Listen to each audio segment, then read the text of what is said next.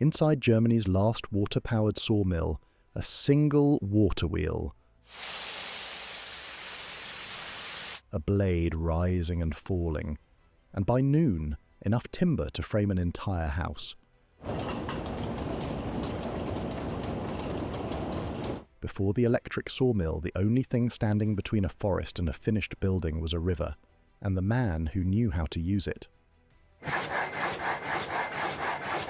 Across the wooded hill country of central and southern Germany, wherever a reliable stream ran through a forested valley, water-powered sawmills were once as common as churches. Every village with the right combination of gradient, water and timber had one, or needed one nearby. The wood for houses, barns and bridges all passed through the same structure. A low mill building, a water wheel at its flank, and inside, a blade rising and falling up to 120 strokes per minute. These were not simple machines. The conversion of a river's rotation into the precise, repeated linear cut of a saw blade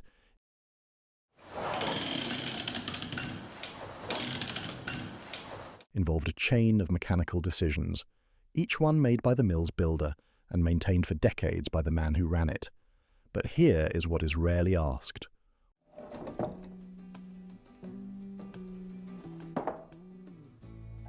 What exactly did the sawmiller actually do, hour by hour, season by season? And why, by the late 1960s, had nearly all of them stopped? The sawyer did not just operate a machine.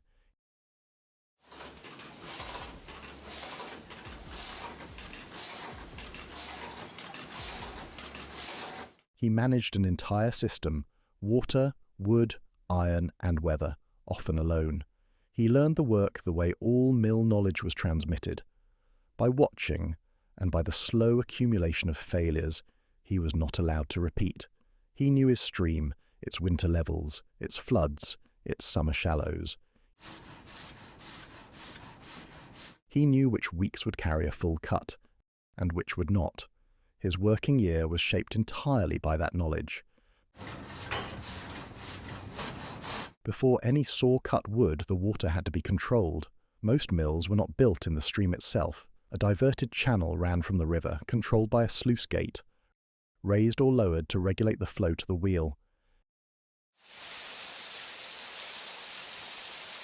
In hilly country, an overshot wheel was most common, water pouring from above, using gravity as well as current. In flatter valleys, an undershot wheel driven by the current's force served instead. The wheel turned slowly, around 10 revolutions per minute. Gears stepped up the speed and transferred power to a drive shaft inside the mill.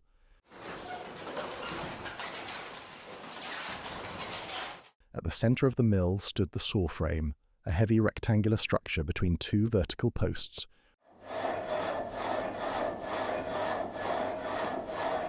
With one or more blades tensioned within it. The drive shaft moved it up and down, driving the blade through the wood on each downstroke. The blade cut only on the way down. On the upstroke, the log had to stop, or the saw would tear rather than slice. A ratchet handled this. A small catch advanced the log carriage by a fixed increment on each downstroke, then held it still on the return.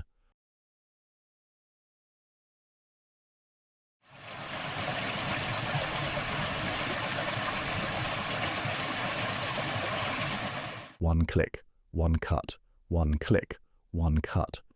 If the blade drifted, a knot in the wood, a slight misalignment, the cut would wander and the boards would come out tapered or curved. Once started, there was no stopping it without wasting the timber. The sawyer watched every stroke.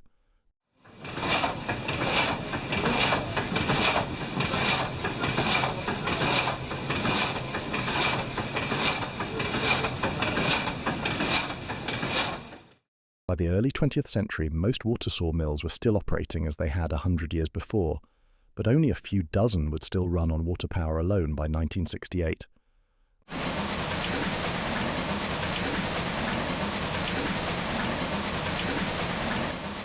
That is not because the work had grown easier. It is because everything around it had changed. The task that consumed most of the sawyer's time was not cutting. It was maintaining the blades, teeth dulled with every cut. A dull blade slowed the feed, overheated the steel, and left a rough surface. Blades had to be removed, sharpened tooth by tooth, and set.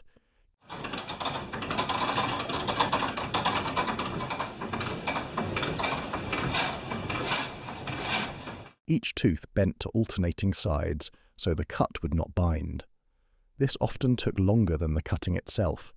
After each log, the boards required trimming to produce square-sided planks. Sawdust and offcuts were burned, sold or used to heat the workshop. Every part of the tree was accounted for.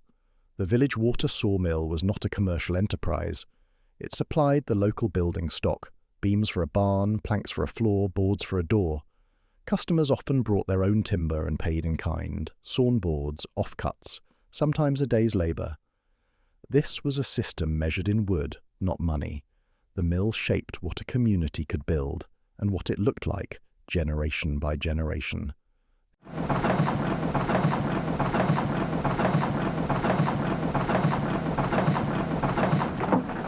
The end came in stages. Steam power supplemented water-driven mills after 1820.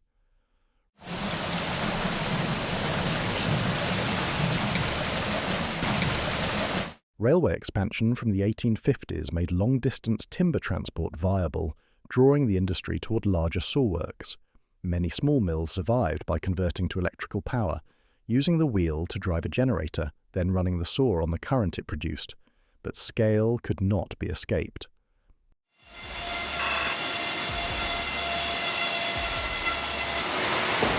An industrial sawmill could process in a day what a village watermill took a season to produce. Prices fell, supply chains dissolved. The last water-powered sawmills in Germany closed around 1968. Long before the construction industry had supply chains, a river did the work. Every house framed in wood before 1950 carries that logic.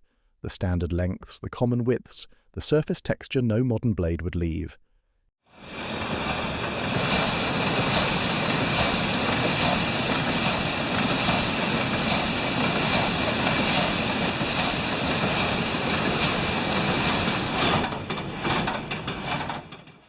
It is still there, in the oldest buildings.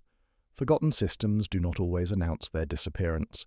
They simply stop one morning, and the valley goes quiet. If preserving these histories matters to you, tell us. Which hidden system should we document next?